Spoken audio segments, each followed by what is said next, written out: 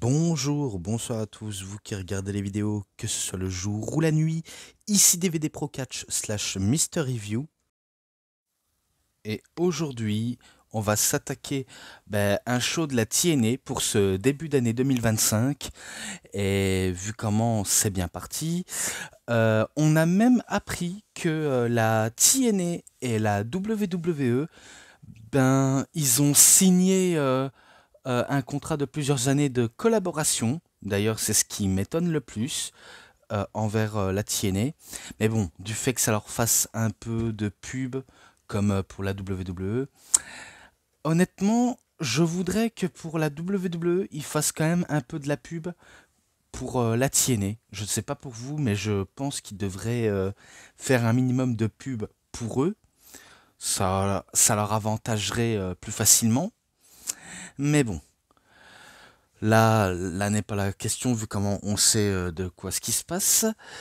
Mais bon, on s'attaque au show, donc TNA Genesis 2025. Et selon les différentes personnes qui citent, serait l'un des meilleurs pay-per-view de la TNA. En tout cas, on est encore au début d'année. Donc voilà, pas de quoi s'affoler. Dans le pré-show countdown de la TNA, on a eu 2 matchs du pré-show. Bon, après, il y a eu aussi le panel, beaucoup de parlotte, parlement. On a eu du Tommy Dreamer, on a eu du Marc-Henry, on a eu d'autres personnes auxquelles ils ont intervenu dans ce show pour donner leur avis global. Mais bon, tout ce que je sais, on a eu un match entre Jake Something et Ashanti Triadonis. Donc bien sûr, je n'ai pas l'image en question, mais je mets l'image TNA Genesis et NXT. De toute façon, ils sont en collaboration. Voilà tout, sans trop entrer dans les explications.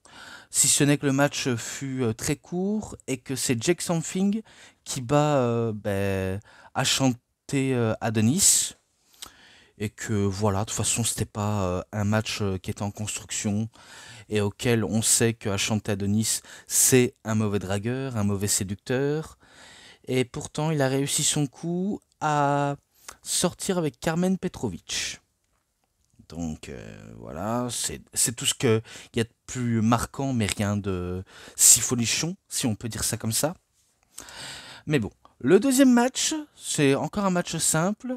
Frankie Kazarian contre Leon Slater. Donc bien sûr, Frankie Kazarian, toujours le détenteur de la coupe pour avoir une chance au titre mondial de la TNA.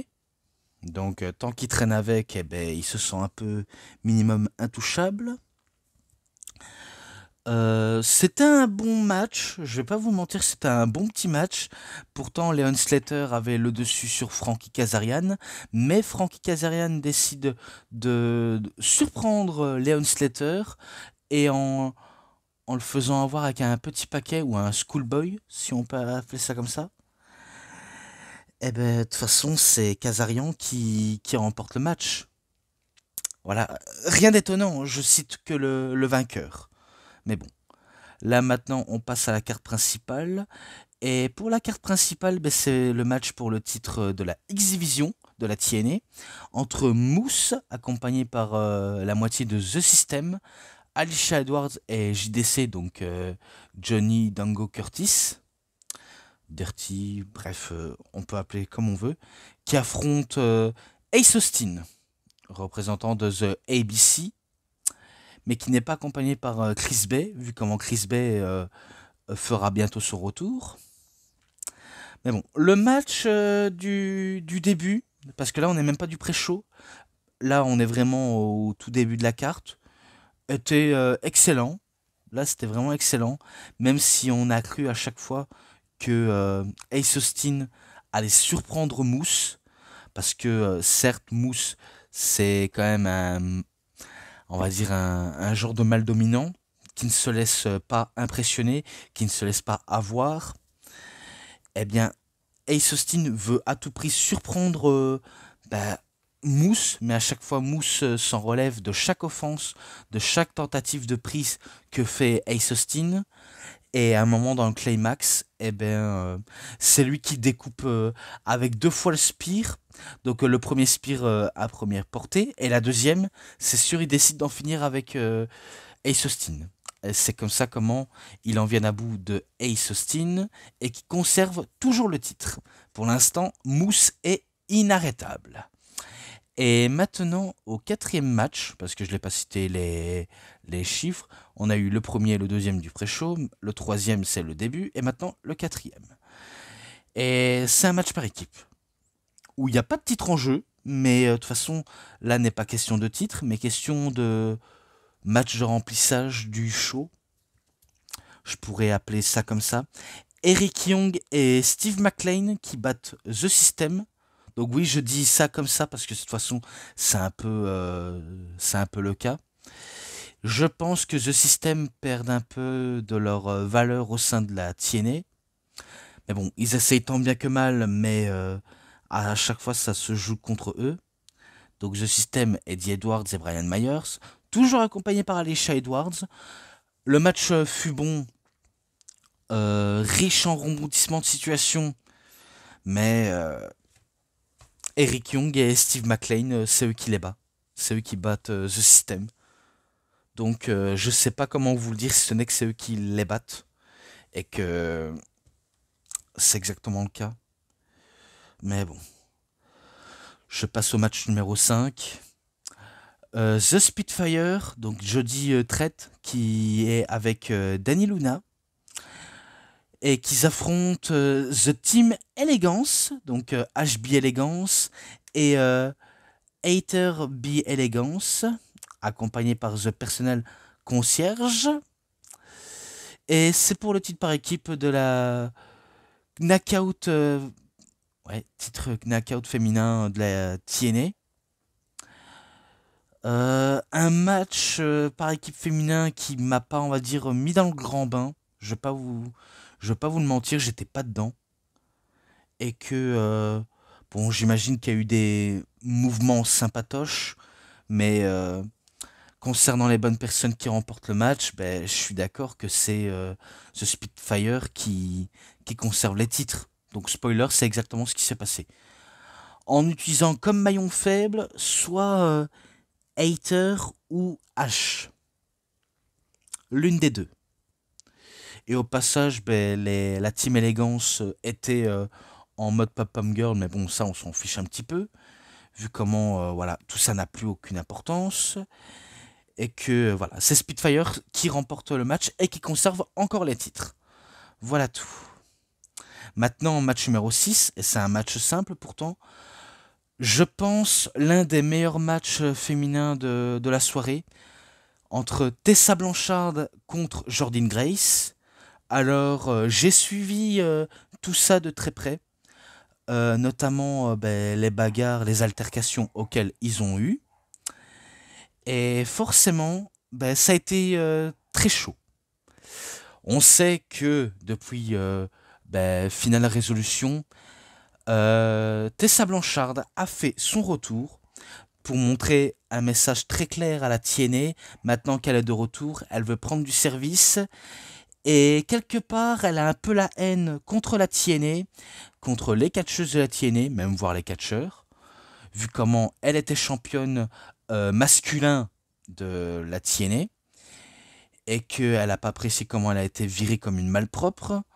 Alors tout ça, bien sûr, elle décide de prendre sa revanche contre eux, et surtout contre l'une des catcheuses en particulier, Jordynne Grace. Et voilà comment elle veut, on va dire, être la numéro 1 de la division, d'être la reine du game. Mais pour ça, Jordynne Grace ne veut pas, on va dire, laisser passer cela. Vu comment elle veut montrer à quel point que c'est elle qui est au top du game et pas Tessa Blanchard. Parce que Tessa Blanchard, lorsqu'elle était expulsée de la TNA, elle a été exilée au Mexique, auquel elle a eu pas mal de matchs mémorables, notamment contre Stephanie Wacker et compagnie. Donc pour ça, elle veut pas, on va dire, laisser passer cela, et qu'elle veut montrer à quel point c'est sa division et pas la sienne. Donc c'est vrai qu'il y a eu pas mal d'altercations entre les deux femmes, notamment dans les coulisses, sous le ring, et qu'à chaque fois c'est Tessa Blanchard qui en sorte grandit de cette rivalité. Mais pour la dernière de l'épisode d'Impact, ben, c'était Jordynne Grace qui en est sortie vainqueuse. Je parle pas du match, hein, je parle des segments, hein, bien sûr. Et ben là, dans ce match, que des bangers. Même si je sais que, oui, on peut pas trop apprécier la personne qui était sa Blanchard, parce qu'elle a utilisé des propos racistes à l'encontre des Afro-américaines, notamment des femmes, alors que pourtant elle est pote avec Mousse, donc ça n'a aucun sens quelque part. Mais il faut dire, c'est vrai qu'il faut pas utiliser des propos racistes à l'encontre des Afro-américaines. Je suis d'accord. Mais bon, si elle en est venue, c'est pour peut-être racheter sa dette, quelque part renouer les liens avec la fédération qui l'a fait connaître. Donc je pense qu'ils en sont venus aux mains comme ça. Je peux avoir raison, mais je peux avoir tort. Parce que c'est pas parce que je dis ça que je peux avoir raison. Parce que j'ai pas toujours raison, j'ai pas toujours tort. Mais tout ce que je sais, je n'ai pas tort, si ce n'est que c'est un meilleur match. Parce qu'il y a eu de tout dans ce match-là. Il y a eu vraiment de tout. Et que les deux femmes n'allaient pas, on va dire, céder à perdre le match. Parce qu'il y a eu de tout. Des Hammerlock DDT, des tentatives de Vertbreaker, de Muscle Buster tentatives, des Diamond Cutter. Et j'en passe des prises, hein. Vraiment, il s'en passe des choses. Hein. Mais à chaque fois, les deux femmes s'en relèvent. Elles s'en relèvent de leur prise finish fétiche, de prise qui fait réagir le public, parce que le public était à fond. Ils étaient pour Jordynne Grace et contre Tessa Blanchard. Et d'ailleurs, je pense que Tessa, elle est dans une bonne lancée quand il s'agit de jouer la heal de service. Donc pour moi, c'est la bonne décision à faire. Et que on ne savait pas qui allait sortir grandi de ce match. Mais moi, je sais que j'avais une petite idée, je le savais depuis le début, mais j'allais pas vous spoiler direct. Et que malgré les tentatives de mini tricherie de Tessa Blanchard, notamment le spot dans le coin non protégé, dans la deuxième, enfin dans la première, ça n'a pas passé, mais dans la deuxième, c'est passé. Vu comment elle va effectuer son Diamond Cutter et aussi son Double Knee Diamond Magnum, je pourrais le qualifier ça comme ça, même si on appelle ça le Double Knee Magnum. Mais moi j'ajoute encore une phrase en plus, le Double Knee Diamond Magnum. Donc c'est un genre de code breaker de la troisième corde et auquel ben, elle effectue le tombé pour la victoire. Donc c'est victoire de Tessa Blanchard et que la suite, est-ce qu'elle va poursuivre pour le match féminin du titre Knockout ou essayer de bondir dans une division masculin. Sauf que si jamais elle bondit dans la division masculin, ça fera polémique. Mais bon, au moins ça fait réagir le public pour qu'on la déteste. Mais est-ce que ça fera 203 ? Je n'en ai aucune idée. Vraiment, j'en ai vraiment aucune putain d'idée. Si ce n'est que c'est victoire de Tessa Blanchard. Et que voilà tout. Je décide de couper en attendant et de boire un petit coup et après on repoursuit. Donc je poursuis au 7e match maintenant. Mike Santana contre Josh Alexander dans un match I Quit. Attendez, là il a un truc, je sais pas comment on pourrait qualifier. The Northern Armory, Judas Incarns et Travis Williams ont été bannis. Ah d'accord, la mini-faction de Josh Alexander. Je crois que c'est ça. Hein. Travis Williams et Judas Incarus. J'ai un peu du mal à le prononcer, mais c'est, je pense, la mini-faction de Josh Alexander. Donc dans un match I Quit qui était aussi très brutal. Je me rappelle, ça s'est commencé un petit peu crescendo. Personne n'a pris le micro pour abandonner jusqu'à ce que ça passe à la vitesse supérieure. Et tellement que ça allait tellement vite que je me dis au bout d'un moment, il faudrait que les deux décident à abandonner ou pas abandonner très vite, mais au moins la parole de l'arbitre envers les catcheurs. Donc ça ne s'est pas poursuivi tout de suite jusqu'à ce que ça poursuit entre la moitié de la fin du match. Mike Santana dit non, il ne veut pas abandonner. Josh Alexander, c'est pareil. Jusqu'à ce qu'ils font des spots absolument risqués. Et après, à un moment donné, c'est Mike Santana qui prend l'avantage. Donc, il fait entre autres son genre de comeback final. Et auquel il va décider d'attacher les mains de Josh Alexander à l'arrière de son dos. Avec les genres de caution noires. Donc il les attache, il commence à martyriser Josh Alexander. Enfin, Josh, et pas George, c'est Josh. Donc il attache les deux mains. Il matraque, il matraque, il matraque. Il va faire un spot sur la table auquel Alexander est en dessous de la table, mais sauf que ça ne touche pas pour autant. Donc ça, c'est un genre de petit mini-botch.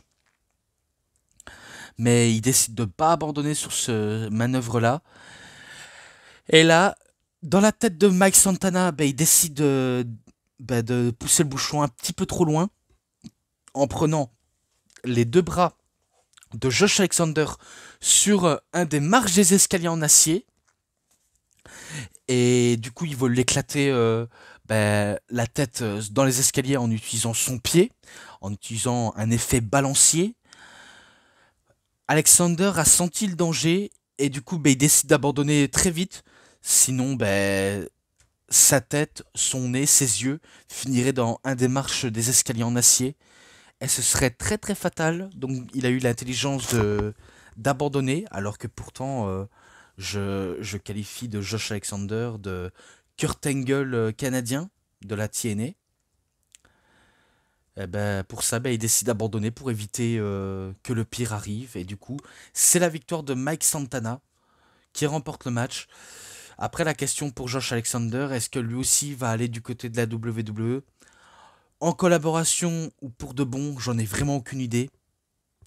Mais c'est tout ce que je peux en dire en ce moment. Donc voilà tout. Maintenant, le 8e match, et là c'est le match pour les titres du monde par équipe de la TNA. Entre les Hardy Boys, donc Jeff Hardy et Matt Hardy, contre les Rascals, Trey Miguel et Zachary Wentz.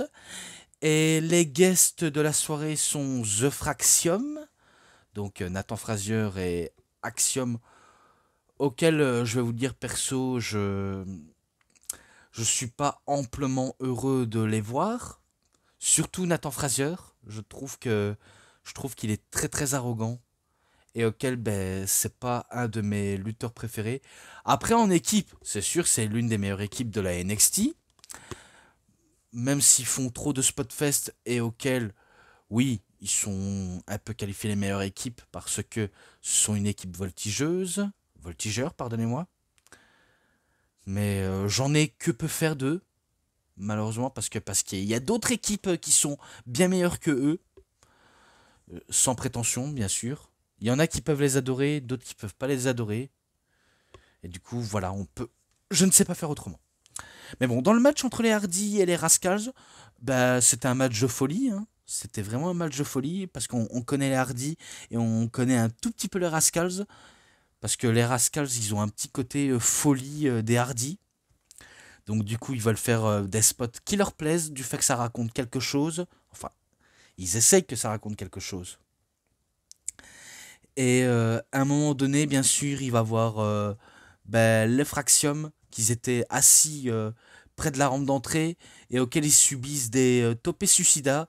Et du coup, tellement que Nathan Frazier n'est tellement pas content qu'il s'est mangé un topé suicida qu'il décide de s'énerver pour un rien, d'essayer d'en découdre. Mais vu comment on n'est pas à la NXT et auquel il doit se tenir à carreau, la Sécu décide de les faire écarter de l'arène.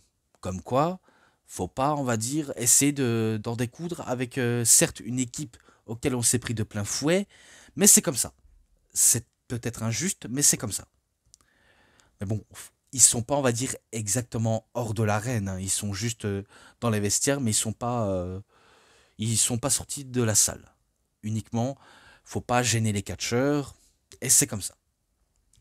Mais bon, qu'est-ce que vous voulez que je dise si ce n'est que c'est les Hardy Boys qui remportent le match contre les Rascals avec une combinaison de Twist of Fate et de Swanton Bomb qui en soi n'est pas très surprenant mais qui est très jouissif à l'apprendre. Donc c'est toujours les Hardy Boys qui conservent les titres par équipe de la TNA. Donc pour l'instant, ils sont indétrônables.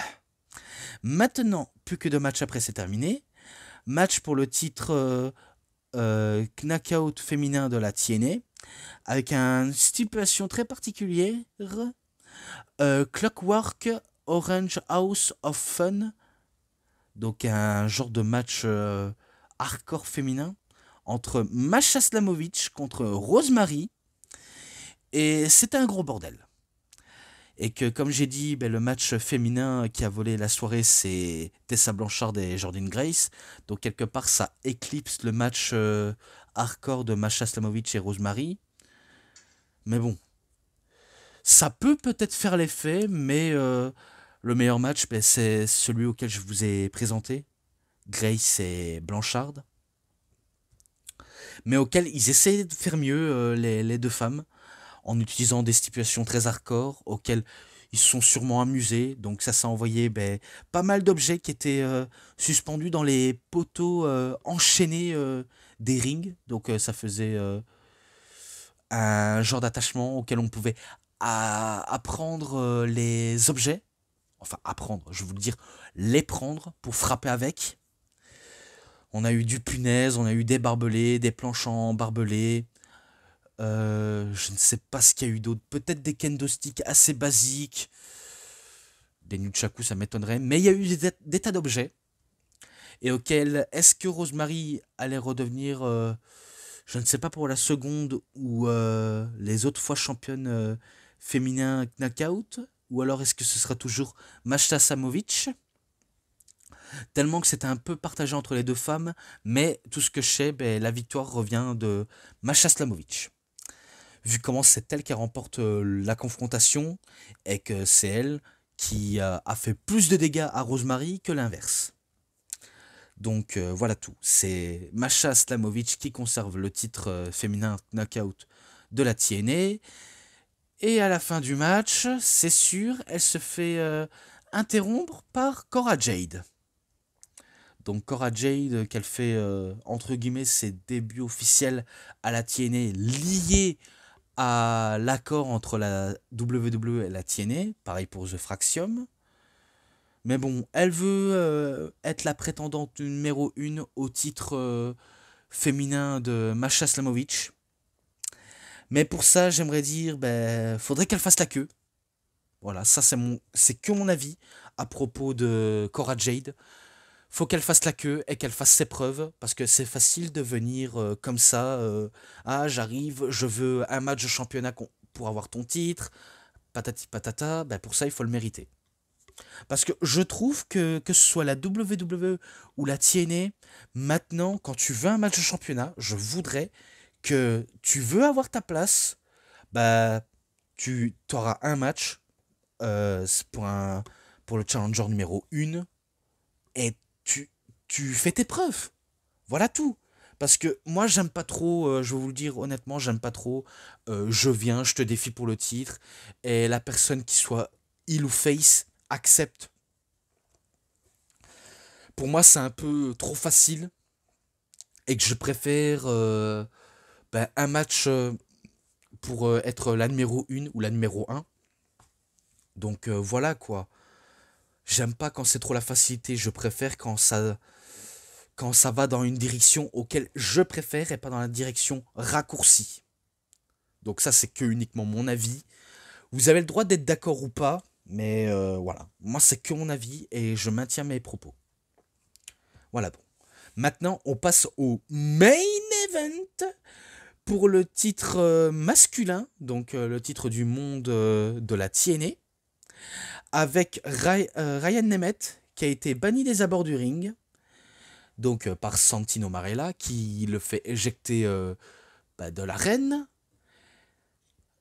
Sauf que j'aimerais dire que il va revenir, mais en achetant un ticket, donc pour assister au show. Donc certes, il est peut-être banni de l'arène, mais il a payé son ticket. Ok. Peut-être que je confonds lui et Frankie Kazarian. Peut-être.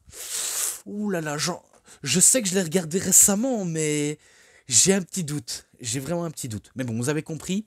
Joe Hendry contre Nick Nemeth. Donc c'est de ce match auquel on parle et que c'est le main event. Est-ce que Joe Hendry va tenter l'impossible ou est-ce que Nick Nemeth va rester toujours champion pour conclure la nouvelle année en restant toujours au top? Donc telle est la question. Donc le public est très très à fond sur Joe Hendry. Un petit peu du côté de Nick Nemeth, mais c'est envers Joe Hendry auquel ils sont le plus à fond. Le match était bon, je vais pas vous le mentir, c'était pas mauvais, c'était très bon, avec un public qui est ultra investi, et que les deux, ça se voit qui se surprend, qui des deux va lâcher, qui va partir victorieux, qui va partir perdant. Est-ce que Joe Hendry peut tenter la possible, comme j'ai dit au début de leur présentation, ou est-ce que c'est Nick Nemeth qui restera toujours au top, ou peut-être perdant? Mais bon, il y a eu pas mal de spots auxquels il y a 3 cités, de super kick, de zigzag, de Bolif Shockslam, de Razor's Edge, de Fallaway Slam, et j'en passe des spots. Vraiment, il n'y a que des spots à citer, mais Frankie Kazarian, qui arrive avec son trophée pour avoir une chance au titre, il papillonnait autour du ring pour avoir le feu vert pour tenter sa chance. Mais il y avait l'arbitre. Je crois qu'il y a un moment donné auquel l'arbitre. Je crois que tous les arbitres au bout des matchs auxquels j'ai vu, je crois qu'il y a eu quelques petits ref bumps. Mais dans ce match-là, il est fort possible qu'il y ait un ref bump. Hein. C'est impossible de se dire que dans un match de main event, jamais il y a un ref bump. Hein. C'est impossible de citer. Ça dépend s'il y a un ref bump ou pas. Mais vous savez, dans le catch, tout est possible pour avoir un ref bump. Même si Kazarian voulait tenter sa chance, mais il se fait arrêter dans son élan par John Layfield, donc on connaît bien sûr John Bradshaw Layfield, JBL, qui le sèche avec un clothesline from hell, et bien sûr la menace était entre autres écartée, et que les deux hommes peuvent poursuivre le match, et que là c'était un peu le combat du bras de fer entre les deux, qui allait survivre, qui n'allait pas survivre. Donc bien sûr, Joe Hendry se sent un peu poussé des ailes, il fait son Bolif Shockslam, mais Nemeth, il se lève l'épaule, donc il se dégage de cette prise, il retente, mais il a failli se faire surprendre avec un super kick tentative de zigzag ou de Ziggler Jumper. Que de choses à citer. Donc il a voulu tenter toutes les choses possibles, mais dans le climax, c'est là où ça va devenir du sérieux. Joe Hendry va utiliser l'un de ses prises favoris, notamment le Bolif Shockslam, et auquel il effectue le tombé 1, 2 et 3.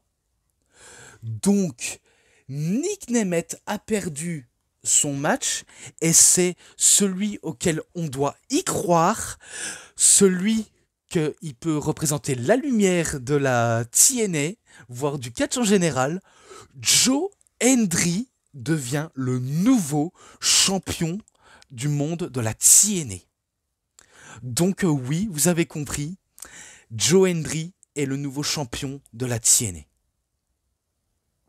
Et du coup, victoire sûrement méritée pour Joe Hendry, pour faire un maximum de buzz. L'année 2025 pourrait être son année, c'est sûr. Et du coup, je peux vous le dire, pour fêter sa victoire, ça mérite de faire une petite chanson pour Joe Hendry. Mais d'abord, il faut que je cherche mon texte. Donc pour ça, on revient tout à l'heure et on poursuit. Et je vais boire un tout petit coup. Donc voilà, j'ai récupéré le texte auquel j'ai marqué en anglais et en français. Donc, si vous le voulez, je peux vous le faire en version française, vu comment je commence un petit peu à travailler. Mais maintenant, j'espère que je vais pas ramer parce que en off, je vais pas vous le mentir, il m'arrive de un petit peu ramer, mais j'essaie de travailler tant bien que mal. Et je sais pas ce que j'ai, mais quand je tourne la vidéo, quand je fais devant vous, j'ai l'impression que je loupe carrément mes textes. Mais bon, j'essaye de travailler, hein, parce que je lis pour travailler, mais on va voir si ça va faire son effet. Et peut-être, si jamais j'ai de la chance, je le ferai en chanson avec la musique. Parce que là, pour l'instant, j'ai pas beaucoup de temps devant moi, parce qu'après, je dois repartir par la suite. Et ça, c'est extrêmement confidentiel. Mais après, est-ce que c'est possible? J'essaierai de faire mon possible avec la musique, s'il le faut. Mais bon, j'essaie de vous le promettre, mais à chaque fois, mes promesses ne tiennent pas trop la route, mais j'essaye. Je vous le promets pas, mais j'essaierai. Donc, ok. Mais je le ferai tant que j'ai le temps. Donc, c'est parti pour la petite chanson. Donc, alors, la photo. Dites son nom et il apparaît. Et je crois en Joe Hendry. Et je crois en Joe Hendry. Parce qu'il aime Londres et Paris et Tokyo. En Amérique, en Écosse, au Canada et au Mexique. Ils disent et je crois en Joe Hendry. Et je crois en Joe Hendry. Tin, tin, na, na, na, na, na, na, na, na, na, na,